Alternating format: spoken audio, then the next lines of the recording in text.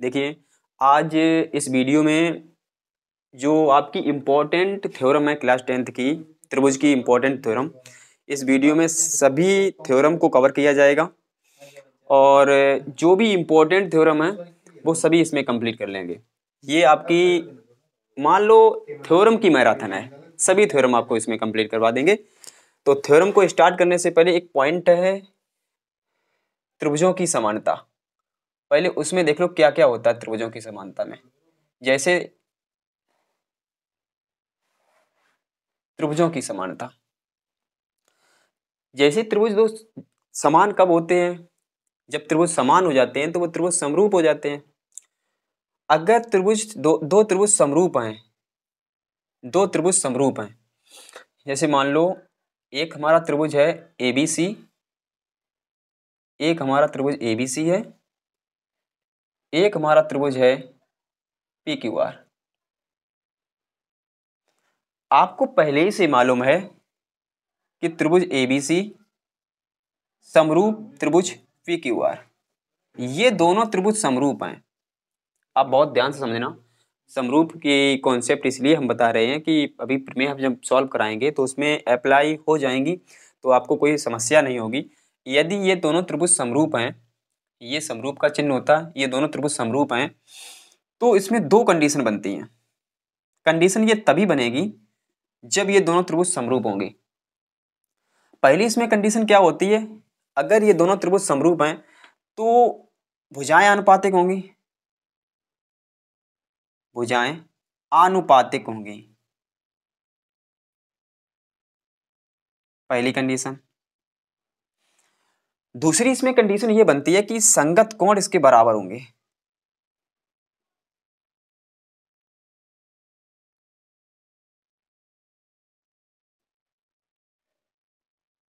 पहली कंडीशन इसमें बनेगी कि भुजाएं आनुपातिक होंगी और संगत कोण बराबर होंगे। कंडीशन कब बनेगी? जब दोनों त्रिभुज पहले से मालूम हो आपको कि समरूप हैं।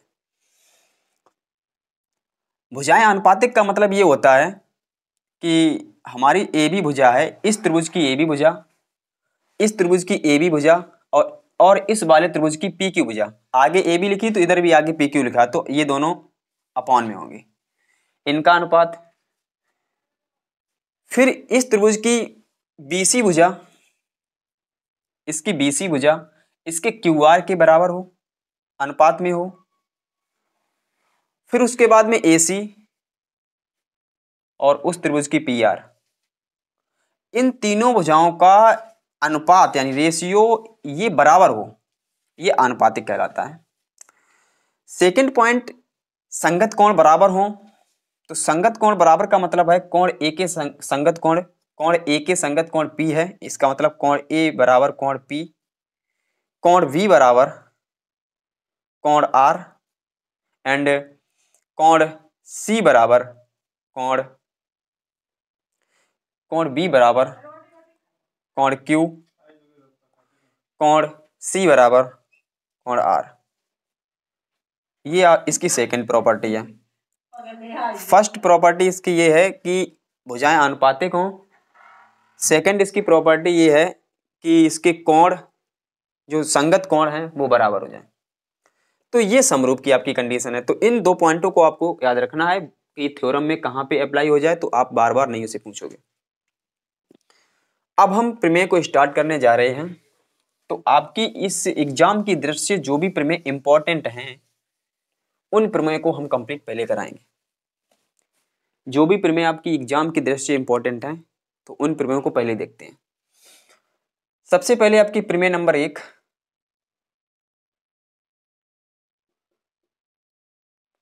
प्रमेय नंबर 1 क्या है? उस प्रमेय नंबर 1 का नाम है थेल्स प्रमेय। सबसे इंपॉर्टेंट प्रमेय है, इसको हम बोलते हैं समानुपातिक प्रमेय।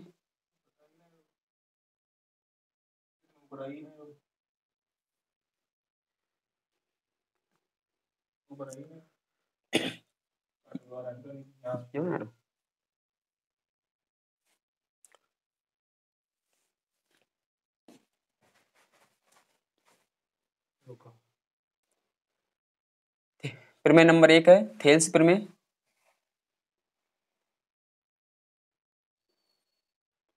और इसी का नाम समानुपातिक प्रमेय।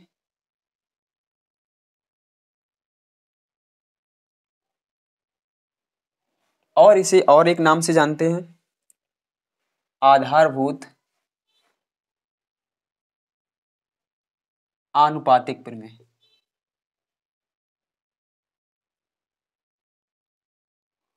अगर एग्जाम में इन तीनों नाम से आ जाए तो आपको भाई सेम प्रमेय अप्लाई करनी है। इन तीनों के एक ही नाम है और ये प्रमेय ये कहती है कि किसी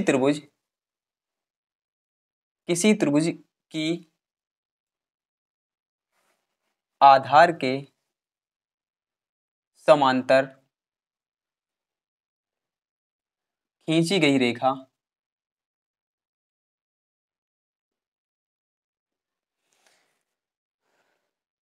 त्रिभुज की शेष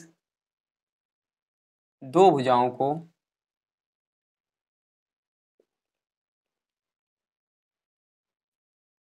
समान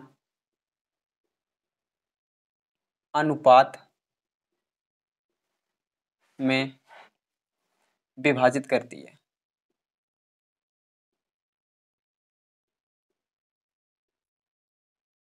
ये इसकी पहली प्रमेय है। किसी त्रिभुज की आधार के समांतर खींची गई रेखा त्रिभुज की शेष दो भुजाओं को समान अनुपात में विभाजित करती है। तो इस प्रमेय को हम किस तरीके से सिद्ध करेंगे? तो आपको इसमें मालूम क्या है? सबसे पहले एक त्रिभुज मालूम है, उस त्रिभुज का नाम डाल देंगे ABC। एक हमें भुजा मालूम है जो आधार के समांतर है, तो इसका सबसे पहले डायग्राम बनाते हैं। क्या मालूम है? एक त्रिभुज मालूम है हमें, त्रिभुज है ABC, उसके आधार के समांतर एक रेखा मालूम है हमें, उस रेखा का नाम ले लेते हैं DE। ये इसके समांतर है, इतनी हमें चीज मालूम है। हमें सिद्ध करना है कि ये आधार के समांतर जो रेखा खींची है वो इस भुजा को और इस भुजा को समान अनुपात में बांटती है। अब आप ध्यान रखना, जो भी आपको इस यानी यहाँ पर हम हेडिंग लिखवाते हैं वो आपको उसी नंबर से लिखनी है, ये नहीं कि आप नंबर को चेंज कर दो। तो सबसे पहले आपको मालूम यहाँ पे लिखना पड़ेगा ज्ञात है। क्या क्या हमें इसमें ज्ञात है जो यहाँ पे कॉन्सेप्ट लिखी है? एक तो हमें मालूम है कि एक त्रिभुज है क्या ABC, त्रिभुज ABC में हमें क्या मालूम है कि BC समांतर DE, हमें ये मालूम है। एक त्रिभुज है और उसमें जो BC जो रेखा है आधार और वो DE के समांतर है, दोनों एक दूसरे के समांतर हैं। उसके बाद हमें सिद्ध क्या करना है वो लिखना है, सिद्ध करना है। सिद्ध क्या करना है इधर पढ़ के देख लेते हैं। त्रिभुज की शेष दो भुजाओं को समान अनुपात में विभाजित करती है। शेष दो भुजाओं को, इसका मतलब हमें यहाँ पे देखना है कि AD और अपॉन में BD, ये वाली भुजा इस भुजा के बराबर अनुपात और इस वाली भुजा का इस भुजा के साथ अनुपात, दोनों बराबर हैं, ये हमें प्रूफ करना है। बहुत ध्यान से एक एक कॉन्सेप्ट को सीखते हुए चलो, इतना हमें सिद्ध करना है। और ये चीज दोनों चीजें मैंने यहीं से जो कॉन्सेप्ट लिखी है थेल्स प्रमेय, उसी से ये हमने यहाँ पे लिखी है। क्या हमें ज्ञात है? त्रिभुज ABC एक है, त्रिभुज ABC में BC समांतर DE, यानी भुजा BC DE के समांतर है। अब हमें इसमें कुछ अपने हिसाब से जो हमें प्रूफ करना है, हमें रचना करनी है। रचना तो अपने हिसाब से की जाती है, अपनी सुविधा के हिसाब से। रचना है अपनी सुविधा के अनुसार से की जाती है। क्या रचना करेंगे हम? रचना ये करेंगे कि D से AE पर एक लंब डालेंगे। AE पर हमने लंब डाल दिया और बिंदु E से AD पर एक लंब डाल दिया।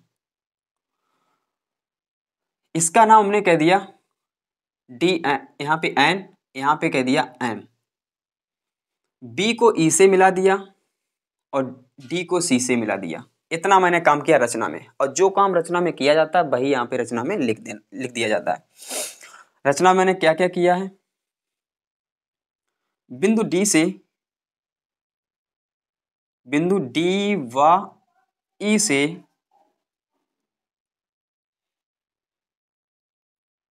भुजाओं ए ई व ए डी पर लंब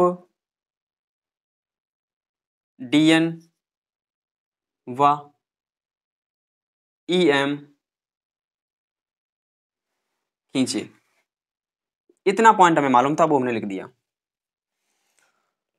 उसके बाद में अब क्या करना है, रचना भी हो गई है, उसके बाद हमें यहाँ पे उत्पत्ति का पॉइंट लिखना है।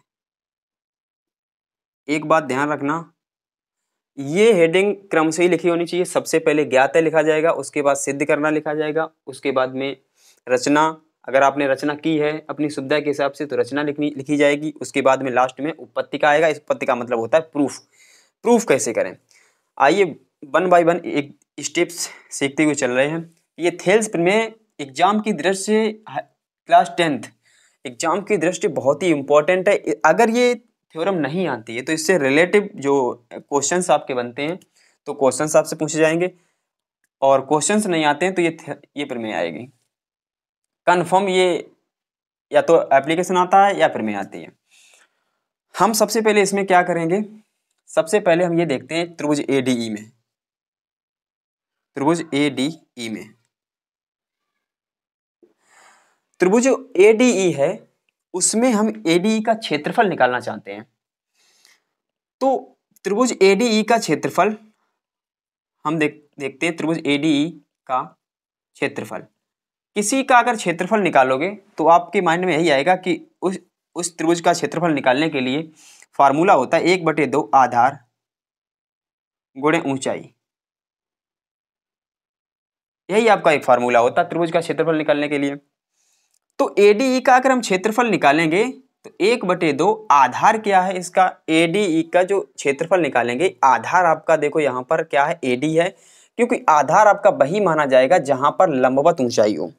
जैसे मैंने एक त्रिभुज यहाँ पे बना लिया, ये यहाँ पर इसकी लंबवत ऊंचाई, इसका मतलब यहाँ पे 90 अंश का कोण बन रहा है, तो उस कंडीशंस में आधार इसका ये हो जाएगा, ये आधार हो जाएगा। यहाँ पर देखो, यहाँ पर 90 अंश का कोण इस रेखा द्वारा बन रहा है इस पर, तो आधार इसका ये हो जाएगा, लंबवत ऊंचाई ये हो जाएगी इसकी।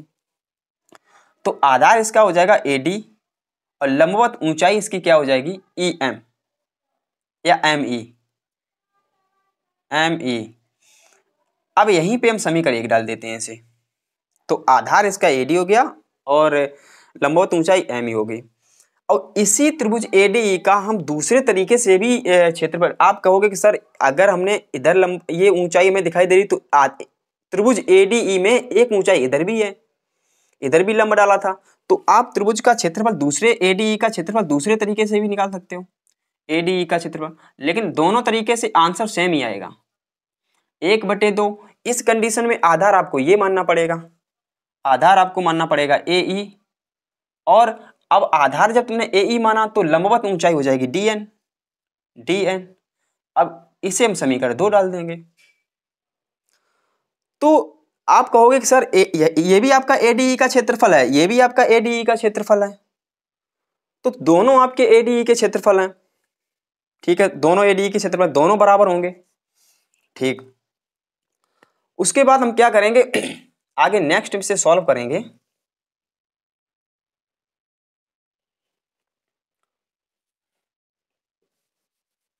अब हम नीचे पोर्शन को देखते हैं, इसमें हम देखते हैं ये एक आधार हमारा बनेगा, ये आधार बनेगा इसके, इस त्रिभुज के लिए, इस त्रिभुज के लिए, इस त्रिभुज के लिए भी इसकी ऊंचाई ये होगी एम ई। तो हम यहां पे देखते हैं त्रिभुज बीडीई का क्षेत्रफल, बीडीई का क्षेत्रफल, त्रिभुज बीडीई का क्षेत्रफल निकालेंगे तो 1/2 आधार गुणे ऊंचाई, 1/2 आधार, आधार कितना है बीडी, इसका आधार अगर बीडी मान, देखो बहिष्कोण जब त्रिभुज होता है, बहिष्कोण त्रिभुज, इसका मतलब इस बहिष्कोण का मतलब और अधिक कोण त्रिभुज, अधिक कोण त्रिभुज में, जैसे मान लो ये है आपका एक त्रिभुज,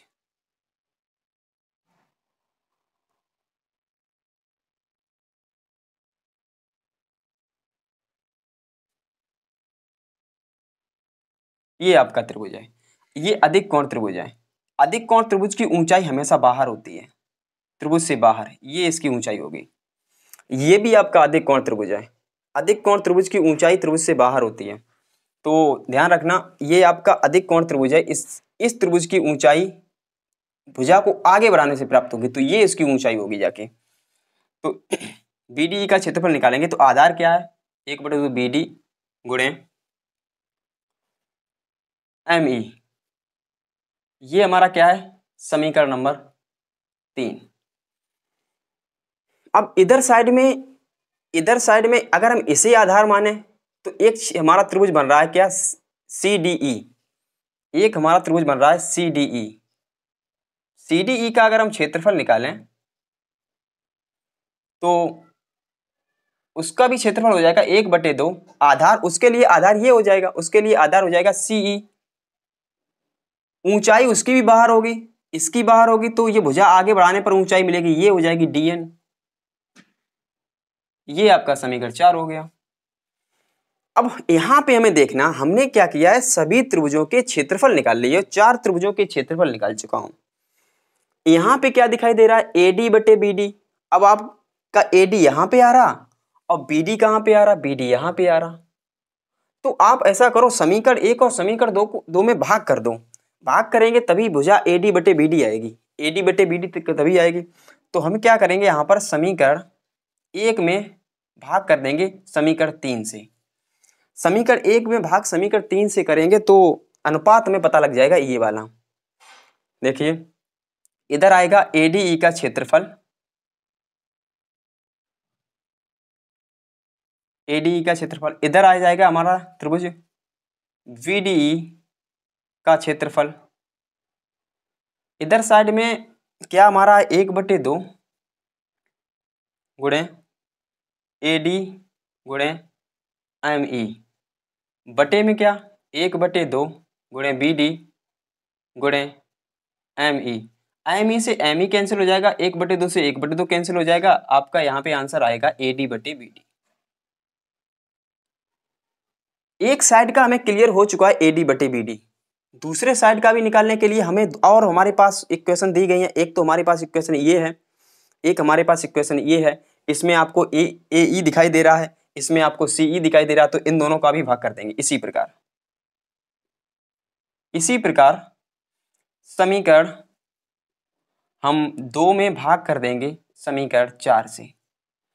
अब समीकरण 2 में समीकरण 4 से भाग करेंगे तो ये आ जाएगा आपका त्रिभुज ADE का क्षेत्रफल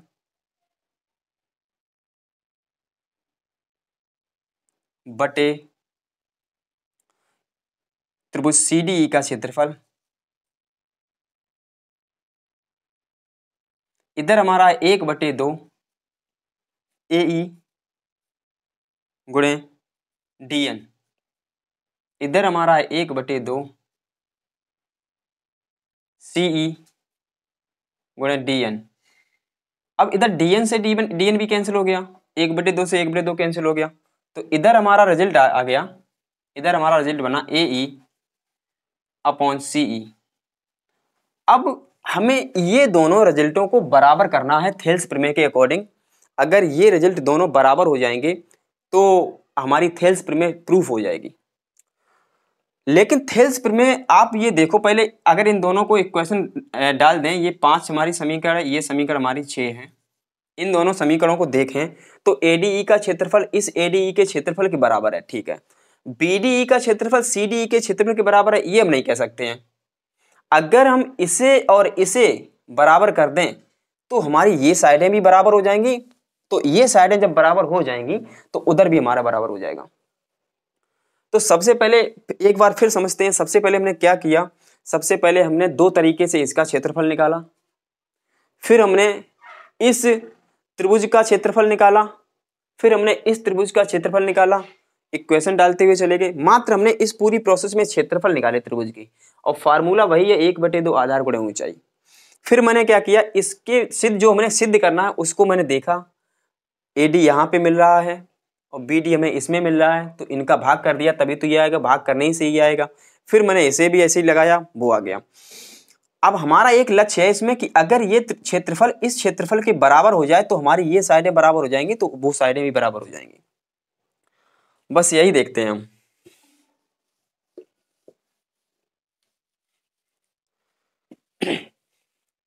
जैसा कि आप क्लास 9th में पढ़ चुके हो, 9th में एक प्रमेय आपने पढ़ी थी, वो आपको रिमेम्बर कराते हैं। ये दोनों रेखाएं समांतर हैं, तो एक प्रमेय आपने पढ़ी थी, दो समांतर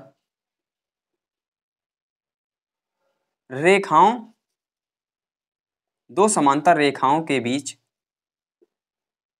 बने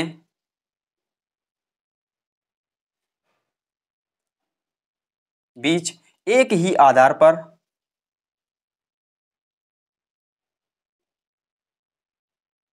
बने दो या दो से अधिक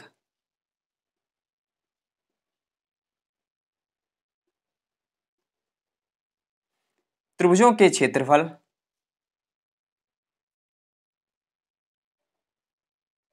बराबर होते हैं।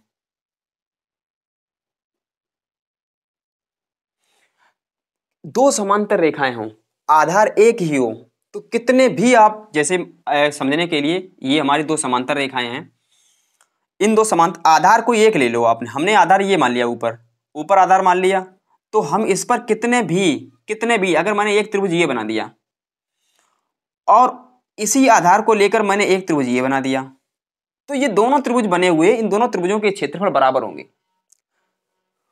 यही प्रोसेस इसमें लगाते हैं। मैंने आधार इसे माना था, देखो इससे एक त्रिभुज हमारा बना ये और इसी आधार से एक त्रिभुज हमारा बना ये, तो ये दोनों त्रिभुजों के क्षेत्रफल बराबर हैं। कौन कौन से? एक तो हमारा त्रिभुज है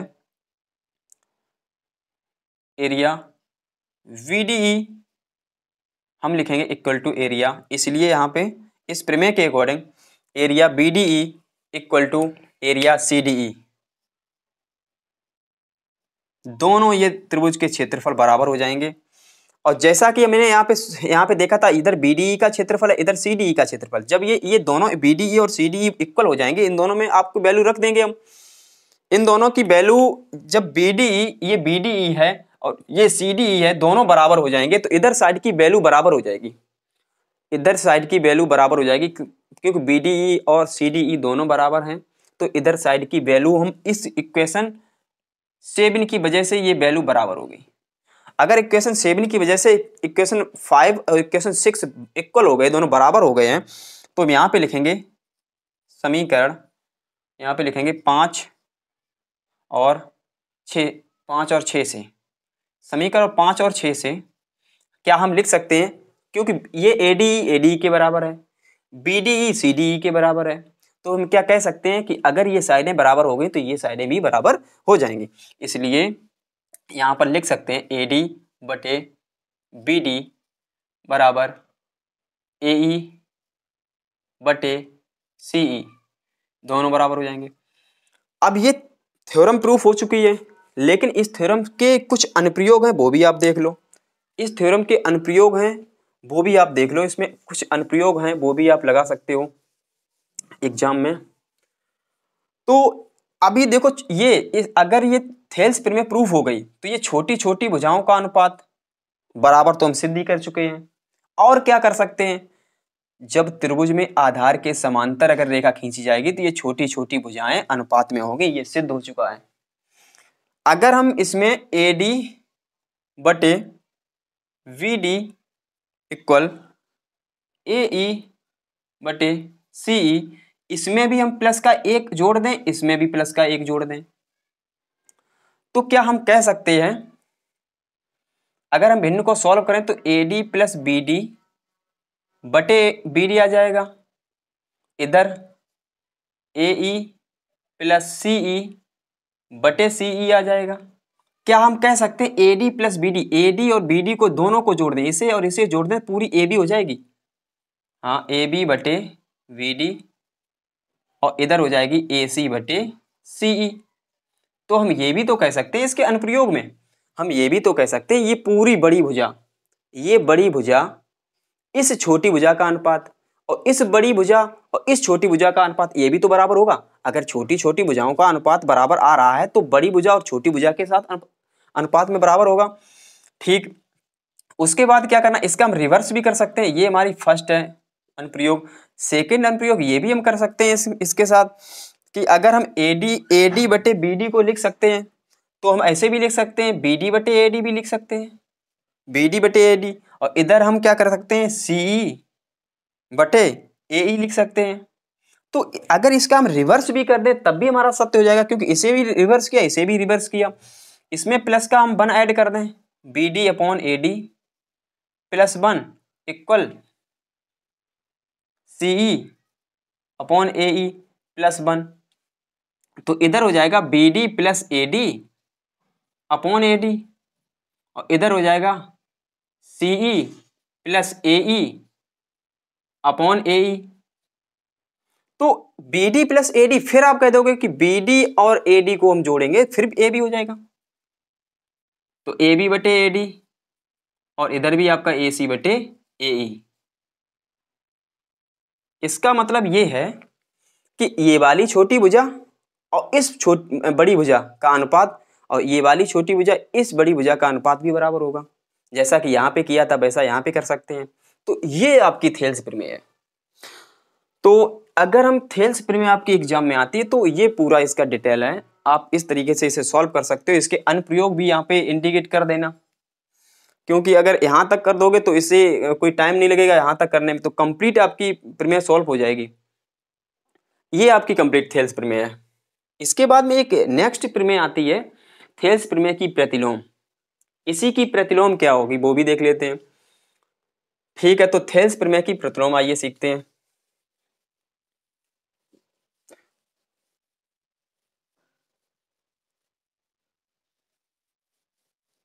थेल्स प्रमेय की प्रतिलोम, थेल्स प्रमेय की जो थेल्स प्रमेय में आपने सिद्ध किया था वही आपको दिया गया होगा थेल्स प्रमेय की प्रतिलोम में। जो आपने थेल्स प्रमेय को सिद्ध किया था वही आपको दिया गया होगा थेल्स प्रमेय की प्रतिलोम।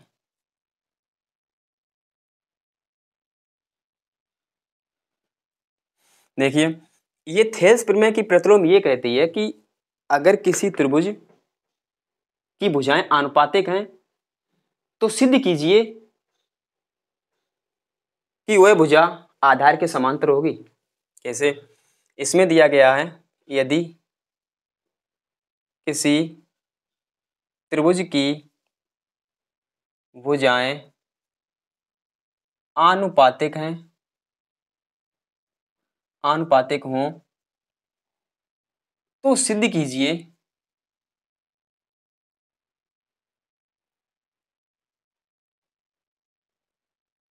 कि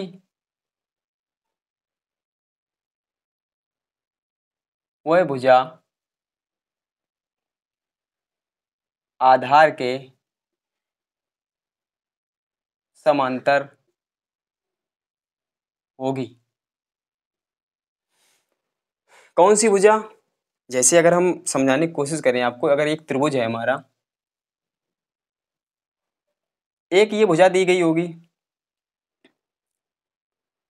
एक ये भुजा दी गई होगी, एक तो हमारा त्रिभुज है ABC,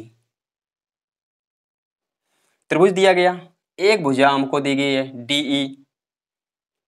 आपसे कहा जाएगा कि सिद्ध करो ये DE है BC के समांतर होगी, अनुपात बराबर है। तो आपको क्या क्या मालूम है? एक त्रिभुज मालूम है ABC, एक त्रिभुज ABC है,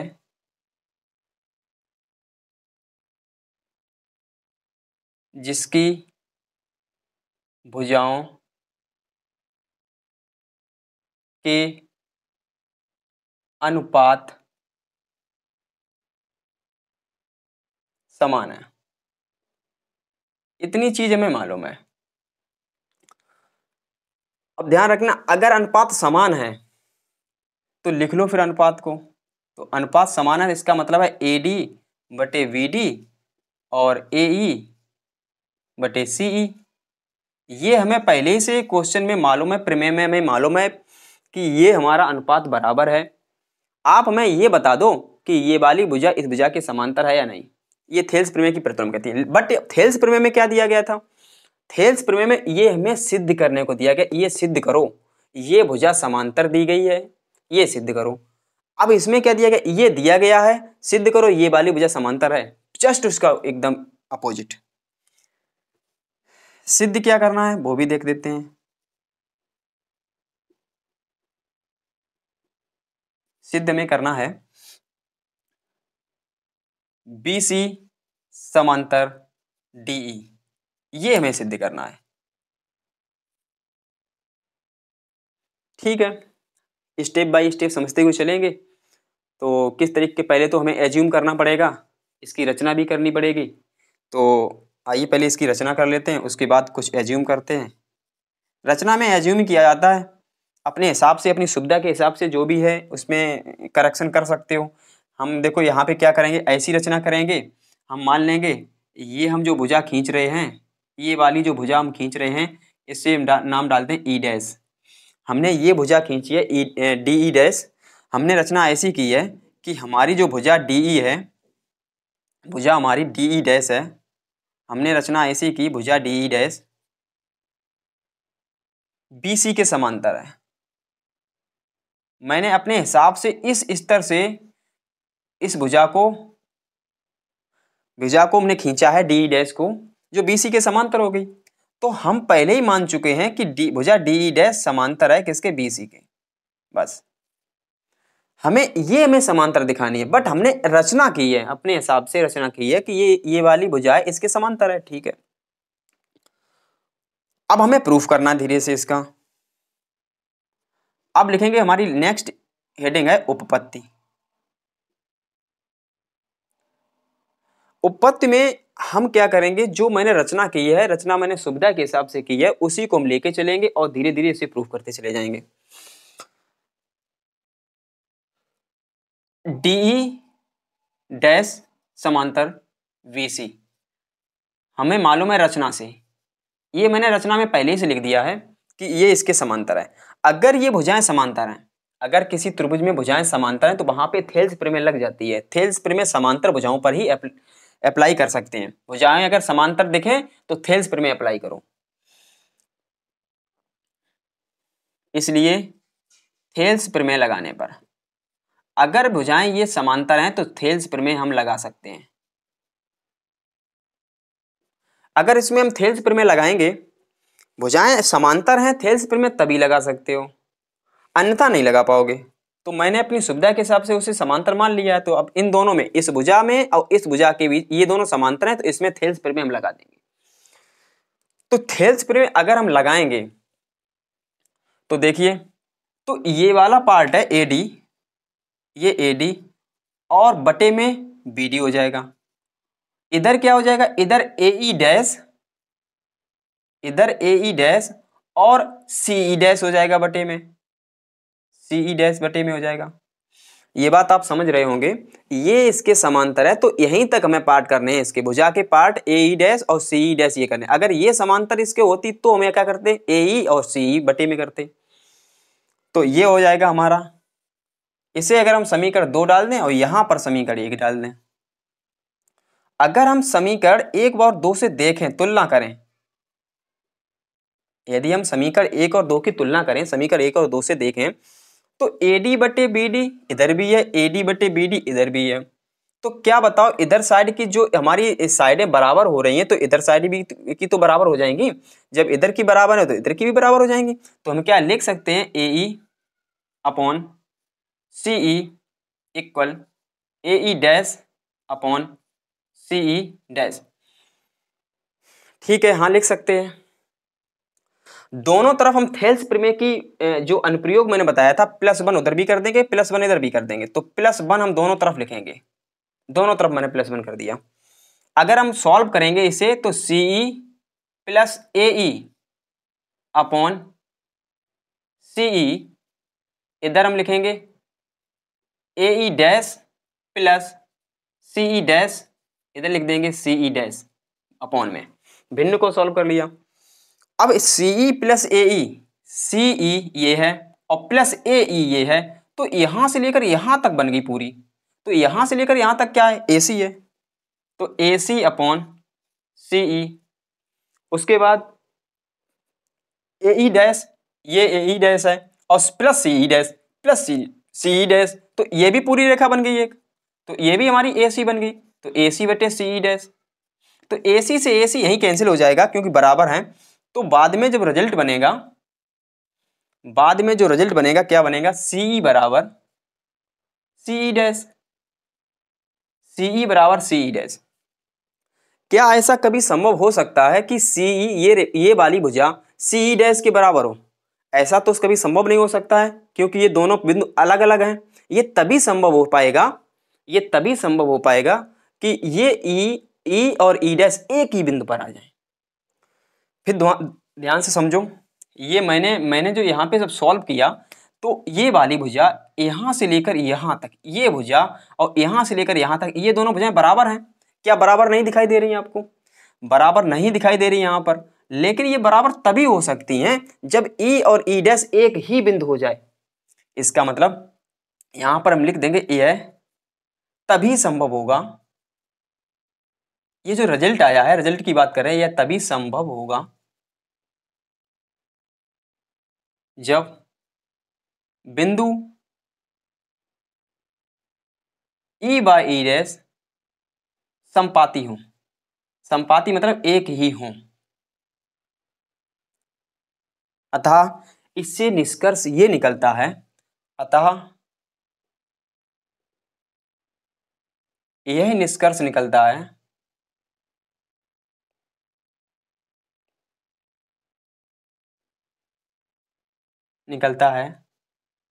कि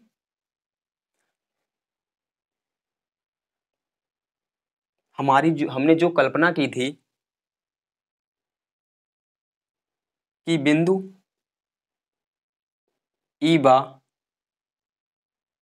ई डैश एक ही है, इससे क्या निष्कर्ष निकल रहा है कि दोनों अगर भुजाएं अगर बराबर हैं तो बिंदु ई और ई डैश एक ही है, एक है। इसका मतलब है मैंने क्या माना था, मैंने ये माना था कि BC, मैंने ये माना था BC समांतर किसके है, BC समांतर DE डैश के है। और ध्यान रखना BC समांतर DE डैश है, और इधर साइड में मैंने क्या लिखा, इधर साइड में मैंने ये लिखा कि ये वाली भुजा इस भुजा के बराबर है। इसका मतलब ये भुजा DE डैश DE के बराबर हो गई, तो हम क्या लिख देंगे यहाँ पर, ये DE हो गई। तो इसका मतलब है हम लिख सकते हैं BC समांतर DE। जो मैंने यहाँ पर एज्यूम किया था कि ये वाली भुजा इस भुजा के समांतर है, बट मेरी सिद्ध हो गई कि ये वाली भुजा इस भुजा के समांतर है। यही हमें सिद्ध करना था थेल्स प्रमेय के प्रतिलोम में।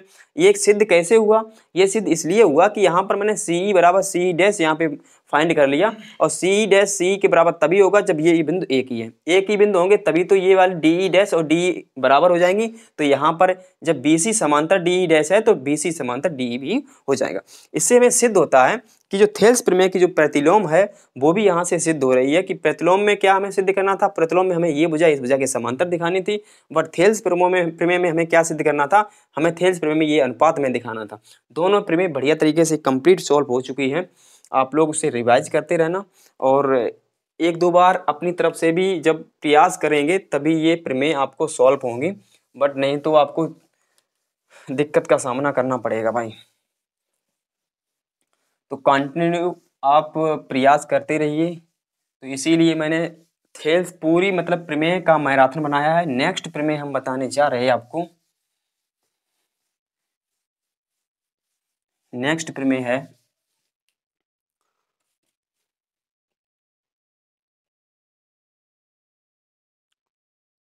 अब आपकी प्रमेय नंबर 3। इस महामैराथन में आपको 4 प्रमेय मिलेंगी, जो चारों प्रमेय आपकी एग्जाम की दृष्टि से बहुत ही इम्पोर्टेंट हैं।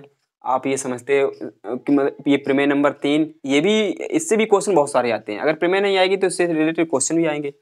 यदि दो त्रिभुजों के संगत कोण समान हो, यदि दो त्रिभुजों के संगत कोण समान हो, इस प्रमेय को पता हम क्या कहते हैं, इस प्रमेय को कहते हैं एंगल एंगल एंगल सिमिलरिटी,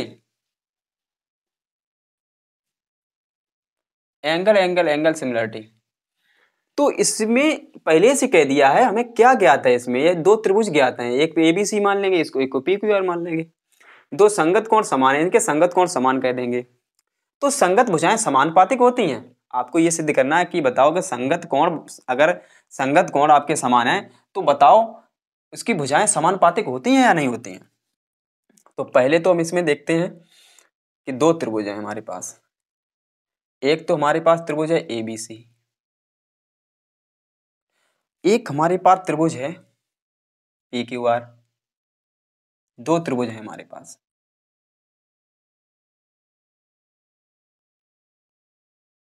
और ये दोनों त्रिभुज के संगत कोण बराबर हैं। तो सबसे पहले हमारी पहली हेडिंग आती है ज्ञात है। जो चीज हमें ज्ञात होती है वही हमें लिखना पड़ता है यहाँ पे, और ये नहीं कि लिखना ना पड़े, लिखना पड़ता है। तो क्या क्या मालूम है, दो त्रिभुज हैं, लिख देंगे यहाँ पे दो त्रिभुज ए बी सी व पी क्यू आर हैं। और इसके संगत कोण यहीं पे बराबर लिख लेते हैं, संगत कोण बराबर हैं। इसका मतलब है कोण ए हमारा बराबर है कोण पी के, कोण बी हमारा बराबर है कोण क्यू के, कोण सी हमारा बराबर है कोण आर के। इन तीनों को डाल देंगे समीकरण एक। इसका लास्ट में चल के आगे चल के यूज भी करना है तो इसे समीकरण एक डाल देते हैं। ये हमें ज्ञात है। सिद्ध क्या करना है वो भी लिख लो।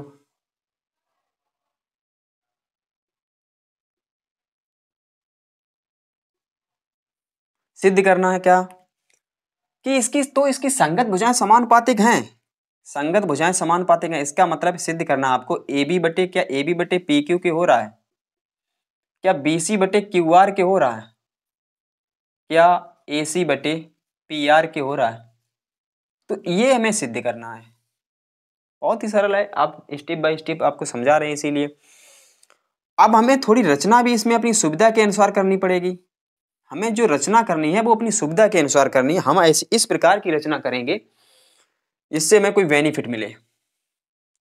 हमने क्या किया, इस वाले त्रिभुज में मैंने यहां से एक रेखा खींची, ये रेखा, इसका नाम डाल दिया मैंने डीई। मैंने एक यहां पे एक ऐसी रेखा खींची जो जिससे एडी और पी क्यू बराबर हो गए और ए सी और पी आर बराबर हो गए। तो रचना में हम लिखेंगे रेखा डीई को खींचा,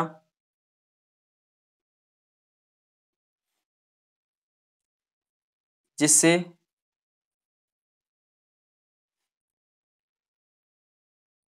एडी बराबर पी क्यू हो गए, एई बराबर पी आर हो गया। ये दोनों भुजाएं बराबर हो गई। मैंने इस तरीके से रेखा को खींचा है। ठीक है, इसके बाद में हम क्या करेंगे, हमें ये नहीं मालूम है ये रेखा इसके समांतर है, बट हमने इस हिसाब से इस रेखा को खींचा है कि ये वाली भुजा इस भुजा के बराबर, ये वाली भुजा इस भुजा के बराबर। इतना हमने यहाँ पे रचना में अपनी सुविधा के अनुसार कर लिया। इसके बाद में हम इसे प्रूफ करेंगे। तो नेक्स्ट हेडिंग आती है उपपत्ति। उपपत्ति में देखिए, उपपत्ति नेक्स्ट हेडिंग आती है। तो हम क्या करेंगे, हम एडीई को लेके चलेंगे और पी क्यू आर को लेके चलेंगे। एडीई और पी क्यू आर को लेके चलेंगे। ठीक है, तो त्रिभुज एडीई व त्रिभुज पी क्यू आर में हमें इसे सर्वांगसम दिखाना है। आपको क्लास 10th में समरूप पढ़ाया गया है, बट आपको 9th क्लास में सर्वांगसम रूल बताया गया था।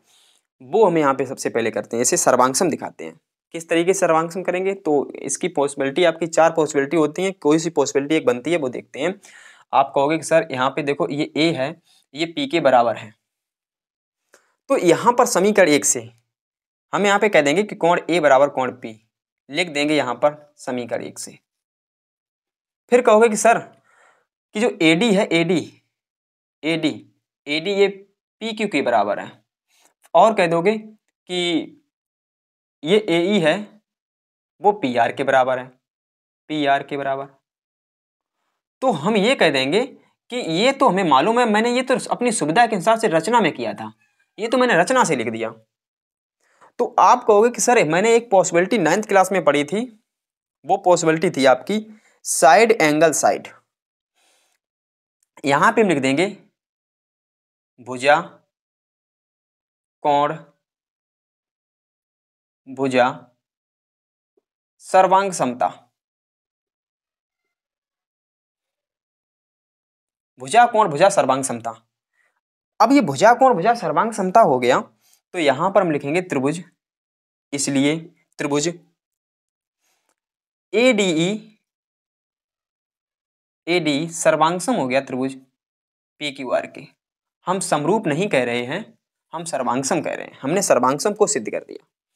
अब जैसा कि आप जानते हो सर्वांगसम जब सिद्ध हो जाता है तो आपने वहां सीखा था कि जब दो त्रिभुज सर्वांगसम होते हैं तो उसकी संगत कोण व संगत भुजाएं बराबर होती हैं।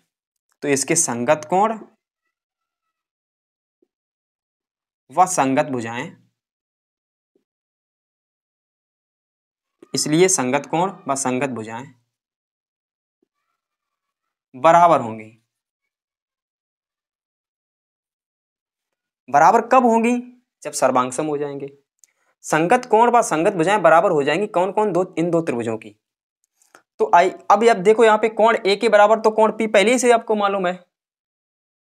तो अब बताओ ये भुजा हमारी कौन सी भुजा? एडी। एडी किसके बराबर? पी क्यू के। तो एडी के सामने हमारा कोण कौन सा है? एडी के सामने हमारा कोण है ये ई। एडी के सामने हमारा कोण ई है और एडी के बराबर पी क्यू है। पी क्यू के सामने कौन सा है? आर। तो ई आर के बराबर हो जाएगा। ई को अगर लिखना चाहो तो ए ई डी लिख सकते हो आप, अगर लिखना चाहो, अगर डाउट हो तो ए ई डी, ये वाला कोण। उसके बाद ए ई हमारा ए भुजा, ए के सामने ये वाला कोण ये, और पी आर के सामने हमारा कोण ये हो गया क्यू। तो कोण डी हमारा हो जाएगा कोण क्यू के बराबर। ये इस इक्वेशन को हम डाल देंगे इक्वेशन नंबर सेकंड। तो हमने ये देखा है कि हमारे ये संगत कोण बराबर हो चुके हैं, और संगत कोण बराबर हो चुके हैं तो हम ये कह सकते हैं कि अगर इक्वेशन फर्स्ट एंड सेकंड को देखें, अगर इक्वेशन यहाँ पे लिख देते हैं समीकरण 1 और समीकरण 2 से अगर हम तुलना करें तो जो कोण R है, यहां पर कोण जो E है वो कोण R के बराबर है, और कोण R यहां पे किसके बराबर है? C के बराबर है। ठीक है, तो आप यही कह सकते हो कि जो E हमारा कोण है इसके बराबर है, E कोण हमारा C के बराबर हो गया। ठीक है, इसको हम देखते हैं। कोण D हमारा कोण Q के बराबर है, और कोण D इधर किसके बराबर है? कोण Q इधर किसके बराबर है? B के बराबर है। तो ये एक कॉन्सेप्ट बन गई हमारी। कॉन्सेप्ट क्या बन गई? कोण जो हमने बनाया था वो कोण B के बराबर है, ये वाला कोण इसके बराबर है। तो ये वाले दोनों कोण बराबर हैं, ये दोनों कोण आपस में बराबर हैं। तो इससे क्या निष्कर्ष निकलता है? इससे यही निष्कर्ष निकल रहा है ये तिरछी रेखा है, दो रेखाओं को काट रही है, दो रेखाओं को एक तिरछी रेखा काट रही है, और जब ये तिरछी रेखा काटती है दो रेखाओं को, और दोनों कोण जब बराबर बनते हैं तो एकांतर कोण बनते हैं। यहां से हम लिख सकते हैं कि एकांतर कोण बराबर हो गए, एकांतर कोण बराबर होने पर भुजाएं समांतर होती हैं। इसलिए एकांतर कोण जैसे ही बराबर हुए तो हम ये कह देंगे कि ये वाली भुजाएं, इसलिए DE समांतर BC। एकांतर कोण जब बराबर हो गए तो भुजाएं समांतर हो गई। अब भुजाएं समांतर हो गई तो हम यहाँ पे लिख सकते हैं भुजाएं अगर मतलब भुजाएं समांतर हो गई, एकांतर कोण बराबर हो गई, भुजाएं समांतर हो गई। समांतर होने से हम यहाँ पे थेल्स प्रमेय, पहली बात यहाँ पे थेल्स प्रमेय अप्लाई कर सकते हैं। हमें यहाँ पे क्या करना, हमें यहाँ पे देखो पहले भुजाएं आनुपातिक दी गई हैं, हम यहाँ पे थेल्स प्रमेय अप्लाई कर सकते हैं। अगर हम यहाँ पे थेल्स प्रमेय अप्लाई करेंगे इसमें भुजाएं जब समांतर हो जाती हैं किसी त्रिभुज में तभी हम थेल्स प्रमेय को अप्लाई कर सकते हैं, ध्यान रखना ये बात। इसलिए त्रिभुज ABC में थेल्स प्रमेय लगाने पर, अब हम थेल्स प्रमेय इसमें लगा देंगे। जब हम इसमें थेल्स प्रमेय लगा देंगे तो भुजाएं आनुपातिक करनी पड़ेंगी। इसका मतलब यही है, बड़ी भुजा, मैंने ये कहा पहले इधर इस त्रिभुज की बड़ी भुजा ले लो, बड़ी भुजा हमारी है AB। अब इसकी छोटी भुजा ले लो, बटे में कह देंगे AD। ध्यान रखना जो इधर हमने प्रोसेस की है, पहले बड़ी भुजा को लिखा फिर छोटी भुजा को लिखा, इधर भी वही करना पड़ेगा क्योंकि समरूप त्रिभुज की भुजाएं आनुपातिक होती हैं। दोनों त्रिभुज समरूप हैं और समरूप त्रिभुज की भुजाएं आनुपातिक होती हैं। उसके बाद में हम इसमें तो थेल्स प्रमेय लगा रहे हैं। थेल्स प्रमेय में आप बड़ी जो इधर साइड में करोगे भुजा के, भाई इधर साइड में करना पड़ेगा। पहले तो इधर बड़ी भुजा लेंगे तो ये हो जाएगी AC, फिर लेंगे इसमें छोटी भुजा ऊपर वाली, ये हो जाएगी AE। ठीक है, उसके बाद ये वाली भुजा बची, ये वाली भुजा हमारी क्या है, ये BC है, तो पहले इसे लिख लेते हैं हम BC, फिर इसे लिख लेते हैं DE को। सभी भुजाएं अनुपातिक हो जाएंगी, तीनों भुजाएं अनुपातिक हो जाती हैं। अच्छा ठीक है, अब कहोगे सर वो अनुपातिक होंगी तो रिजल्ट फिर भी नहीं आया। AB, अच्छा देखिए AB है और बटे में AD। AD हमने किसके बराबर माना था, AD हमने PQ के बराबर माना था रचना में, तो AD बटे PQ लिख देंगे। इधर हमारा AC है, AC AE के बराबर क्या माना था, AE के बराबर PR माना था। और इधर साइड में क्या है BC, तो BC हमारा किसके बराबर हो जाएगा, BC हमारा ये हो जाएगा QR के बराबर, QR के बराबर। बताओ, यही तो मैं सॉल्व करना था, यही हमें सॉल्व करना था। BC अपॉन QR हो गया, तो ये BC हमारा ये इसके DE के जब अनुपात में है तो BC ये जब ये दोनों समरूप हो गए हैं तो इनकी भुजाएं आनुपातिक होंगी। तो DE और QR, तो DE की जगह पे हम QR लिख सकते हैं, तो हमारा वो सिद्ध होगी प्रमेय। तो ये हमारी प्रमेय नंबर 3 थी, एंगल एंगल एंगल सिमिलरिटी, यानी कोण कोण कोण समरूपता।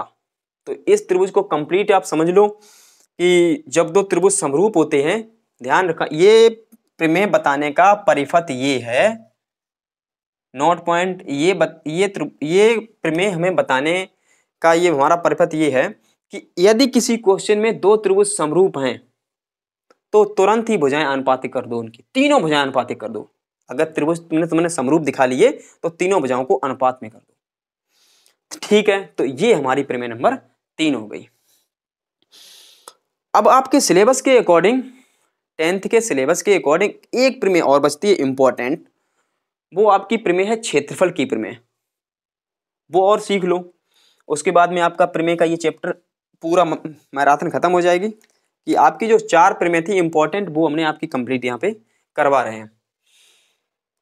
क्वेश्चन ये प्रमेय नंबर आपकी जो 4 है वो प्रमेय नंबर हमारी है क्षेत्रफल, उसे क्षेत्रफल की प्रमेय के नाम से याद रखते हैं कि अगर कोई भी क्वेश्चन क्षेत्रफल निकालने वाला आ जाए इस त्रिभुज से संबंधित तो वही प्रमेय आपको अप्लाई करनी पड़ेगी। तो उससे अगर संबंधित बहुत सारे क्वेश्चन भी आते हैं, अगर प्रमेय नहीं आती तो उसके एप्लीकेशन से बहुत सारे आपको क्वेश्चन मिलते हैं। तो प्रमेय आए तब भी आपको प्रमेय सॉल्व करनी पड़ेगी, अगर नहीं आती है तब भी आपको प्रमेय याद रखनी पड़ेगी कि उसका अनुप्रयोग क्या उसे लगाना पड़ेगा। लास्ट आपकी प्रमेय ये रहेगी, जो इंपॉर्टेंट प्रमेय है वो मैं सभी कंप्लीट करवा रहा हूं। प्रमेय नंबर 4 वो प्रमेय है आपकी क्षेत्रफल की प्रमेय।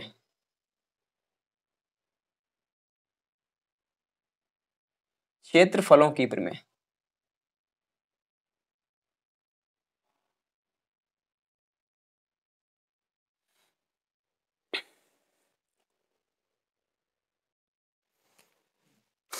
देखिए प्रमेय नंबर 4 क्षेत्रफलों की प्रमेय। दो समरूप त्रिभुजों के क्षेत्रफल, त्रिभुज समरूप होंगे, ये बात ध्यान रखना आप। समरूप त्रिभुज होंगे, समरूप त्रिभुजों के क्षेत्रफलों का अनुपात उनकी संगत ऊंचाइयों के वर्गों के अनुपात के बराबर होता है, ये आपको प्रूफ करना है। पहली बात ये है, क्या आपको ज्ञात है वो चीज लिखते हैं पहले। ज्ञात हमें ये है कि दो समरूप हैं, मान लिया एक तो त्रिभुज हमारे पास ABC है, त्रिभुज दो त्रिभुज ABC व त्रिभुज PQR समरूप त्रिभुज हैं। अगर ये दोनों त्रिभुज समरूप हैं तो इसके संगत कोण बराबर होंगे, संगत भुजाएं आनुपातिक होंगी। ये आपको कॉन्सेप्ट समरूप होते ही पता लग जाता है। अगर हमारे पास एक त्रिभुज है ABC और हमारे पास एक त्रिभुज है PQR, ये दोनों त्रिभुज समरूप हैं। इसकी संगत ऊंचाई ये है, यहां पर हम अगर AN डाल दूं, यहां पर हमने M डाल दिया। संगत ऊंचाई जब तभी मानी जाती है जब यहां पे 90 अंश का कोण बनता है। तो जो चीज मालूम है वही पहले लिखते हैं। दो त्रिभुज जो समरूप हैं, इसका इसके संगत कोण बराबर होंगे। इसका मतलब है कोण A बराबर कोण PQ हो जाएगा, कोण B बराबर कोण QQ हो जाएगा, कोण C बराबर कोण RQ हो जाएगा। पहला समीकरण ये है। दूसरा आपका समीकरण हो जाएगा, इनकी भुजाएं आनुपातिक हो जाएंगी। भुजाएं आनुपातिक कौन कौन सी हो जाएंगी? AB हमारी भुजा है, आनुपातिक हो जाएगी किसके? PQ के। VC QR के, AC PR के, ये अनुपातिक हो जाएंगे। इसे डाल दे इक्वेशन सेकंड। ये दो पॉइंट हमें मालूम है। अगर त्रिभुज समरूप हैं तो ये पॉइंट पहले ही नोट करके लिख लो। इसमें और क्या करना, हमें सिद्ध क्या करना वो लिख लेते हैं।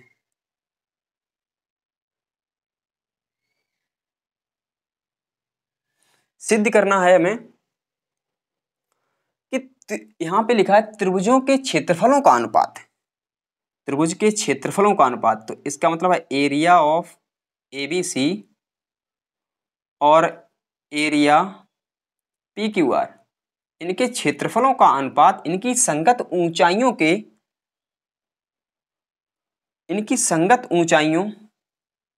के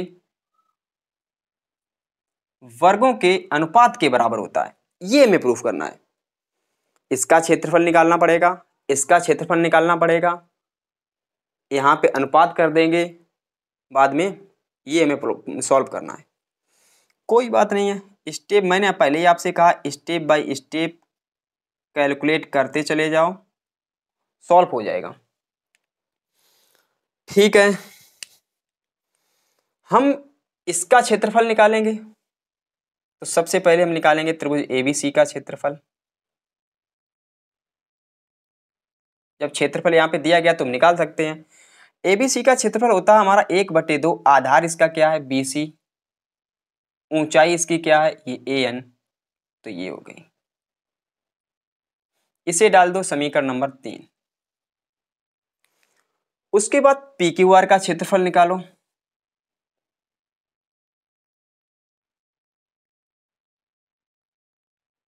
एक बटे दो आधार QR ऊंचाई PM, समीकरण नंबर 4। अब इन दोनों का अनुपात करेंगे हम, इन दोनों का अनुपात। तो यहां पर हमें लिखना पड़ेगा समीकरण 1 में भाग कर दो किससे? 2, वो समीकरण 3 में भाग कर दो 4 से।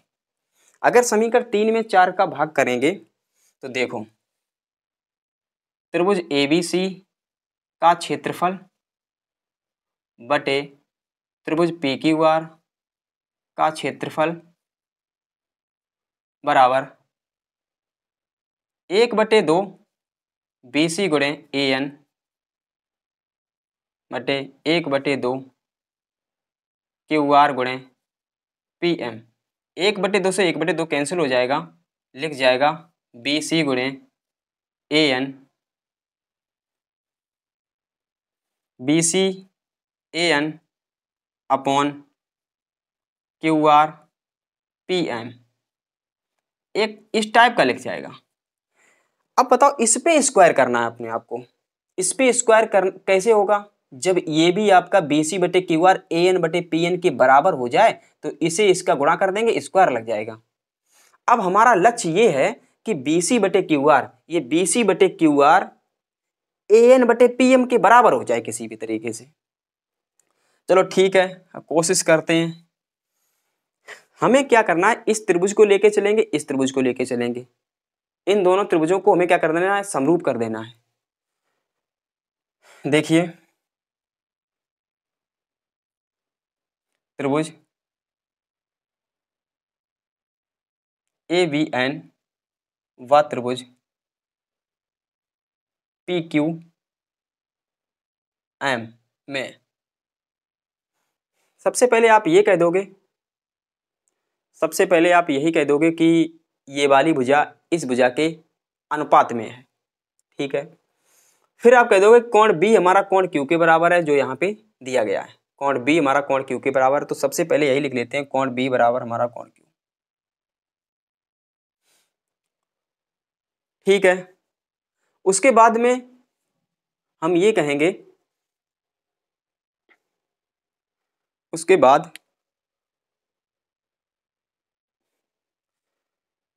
बाद हम ये कहेंगे कोण B हमारा कोण Q के बराबर है। यहाँ पर देखिए ये 90 एंगल है दोनों, इसका मतलब है कोण जो AN है कोण AM के बराबर है, ये 90 एंगल है। किन्हीं दो त्रिभुजों में जब दो कोण बराबर हो जाते हैं, तीसरा स्वतः अपने आप बराबर हो जाता है।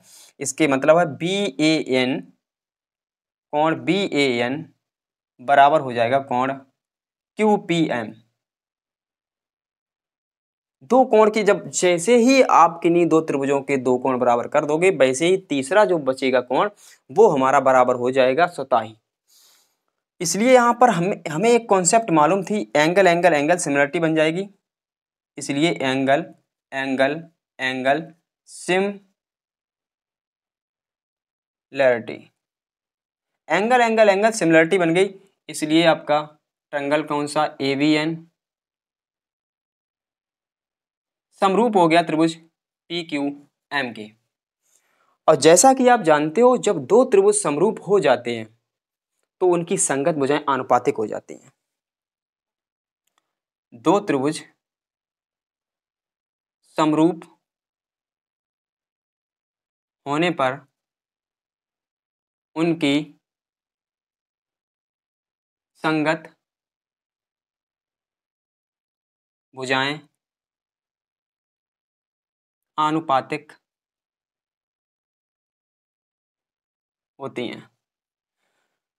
जब दो त्रिभुज समरूप हो जाते हैं तो उनकी भुजाएं आनुपातिक हो जाती हैं।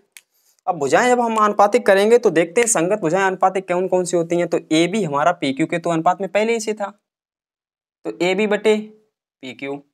अब एक भुजा हमारी ये है, ये वाली, तो A बराबर में AN बटे PM बराबर हम लिख सकते हैं BN बटे QM। ये भुजाएं आनुपातिक हो गई हैं। जब ये भुजाएं आनुपातिक हो गई, इसका मतलब AB बटे PQ बराबर AN बटे PN, और AB बटे PQ किसके बराबर है, BC बटे QR के बराबर है। बस हमें यही तो चाहिए था। जैसे हम आपसे ये कहें कि AB बटे PQ किसके बराबर, BC बटे QR के बराबर है, और AB बटे PQ और किसके बराबर है, AN बटे PN के बराबर। तो क्या आप ऐसे नहीं लिख सकते हो कि AB बटे PQ बराबर है किसके, BC बटे QR के, और किसके बराबर है, AN बटे PM के। तो हम ये कह सकते हैं AB बटे PQ इसके भी बराबर है, इसके भी बराबर है। तो हम क्या कह सकते हैं, ये दोनों बराबर नहीं हो जाएंगे, BC बटे QR बराबर AN बटे PN, ये भी तो बराबर हो जाएंगे। तो ये बराबर जैसे हुए तो हम इसे इक्वेशन डाल देते हैं पहले से 5, ये हमारी इक्वेशन 5 है। अब यही चीज BC बटे QR हम यहाँ पे पुट करेंगे, तो यहाँ पे लिख देंगे हम समीकरण 5 से। तो हमारा क्या है, area of ABC upon area of PQR। हम लिख सकते हैं क्या, BC बटे QR की जगह पे AN बटे PN, AN बटे PM इसकी जगह पे, और पहले ही से था AN बटे PM, दोनों मतलब यहाँ पे थे। तो क्या यहाँ पर लिख जाएगा an अपॉन pm पूरे का स्क्वायर। यही तो हमें चाहिए था, यही हमें चाहिए था, यही हमें प्रूफ करना था। क्या हम इसे ऐसे लिख सकते हैं, an बटे pm पूरे का स्क्वायर? हाँ लिख सकते हैं, दोनों पे स्क्वायर है तो लिख सकते हो। अब आप समझ लो पहले, ये हमारी बहुत ही इंपॉर्टेंट प्रमेय है कि जब दो त्रिभुज समरूप होते हैं तो उनके क्षेत्रफलों का अनुपात उनकी संगत ऊंचाइयों के अनुपात के बराबर होता है। ऊंचाई ही नहीं, हम आपको बताते हैं, आप किसके अनुप्रयोग भी समझ लो। ऊंचाई ही नहीं, जब दो त्रिभुज समरूप होते हैं तो उनके क्षेत्रफलों का जो अनुपात होता है area of ABC upon area of PQR।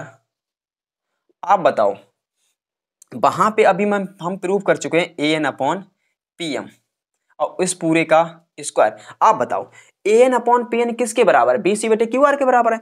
तो क्या हम इसे ऐसे लिख सकते हैं BC बटे QR, इसका भी तो होल स्क्वायर कर सकते हैं, BC बटे QR का होल स्क्वायर कर सकते हैं, AB बटे PQ का होल स्क्वायर कर सकते, AB बटे PQ का भी होल स्क्वायर कर सकते हैं। कोई जरूरी नहीं कि संगत ऊंचाइयों के वर्गों का अनुपात बराबर होता है, संगत भुजाओं के वर्गों के अनुपात के बराबर होता है। हम सभी संगत भुजाओं को ले सकते हैं, हम ले सकते हैं AC बटे PR, इसकी भी भुजाओं के वर्गों के अनुपात के बराबर ले सकते हैं। हम ये भी ले सकते हैं, अगर हमारे त्रिभुज की माध्यिका ये है, इस त्रिभुज की माध्यिका, या माध्यिका मतलब मध्य बिंदु, मध्य बिंदु मैंने मान लिया ये है, इसका मध्य बिंदु मैंने मान लिया D और यहाँ पे मान लिया E, तो हम लिख सकते हैं इसके बराबर में AD अपॉन PE, इसका भी होल स्क्वायर लिख सकते हैं। तो कोई जरूरी नहीं है संगत भुजाओं के वर्गों के अनुपात के बराबर है, हम संगत भुजाओं के नहीं, संगत ऊंचाइयों के, संगत माध्यिका के वर्गों के अनुपात के बराबर ये क्षेत्रफल होता है। क्योंकि कोई जरूरी नहीं कि संगत ऊंचाई दी गई हो, मात्र हमें मालूम हो समरूप दोनों त्रिभुज हैं, तो भुजाएं भी हो, ऊंचाई भी हो, माध्यिका भी हो, आप किसी पे भी अप्लाई कर सकते हो, आपका आंसर गलत नहीं होगा। ये बहुत ही इंपॉर्टेंट है। तो आप आज का आपका सेशन यही था कि हमने तय किया था कि मैराथन को कंप्लीट करेंगे, किसकी, जो थ्योरम की मैराथन है, क्लास 10th की थ्योरम की। आपको क्या करना है, रिवाइज करना है। ठीक है, बेस्ट ऑफ लक।